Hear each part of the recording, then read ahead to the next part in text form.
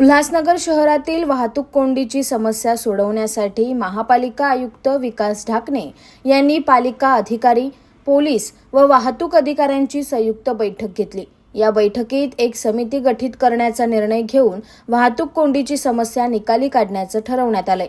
शहरातील रस्त्यावर zebra crossing पट्टे, दुभाजकावर पांढरे आणि पिवळे पट्टे मारण्याचे आदेश यावेळी पालिका आयुक्तांनी दिले।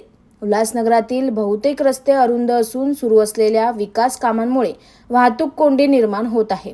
वाहतुकीबाबत जनजागृतीसाठी शहरात होर्डिंग्स, चित्रफिती प्रदर्शित करण्यात येणार आहे।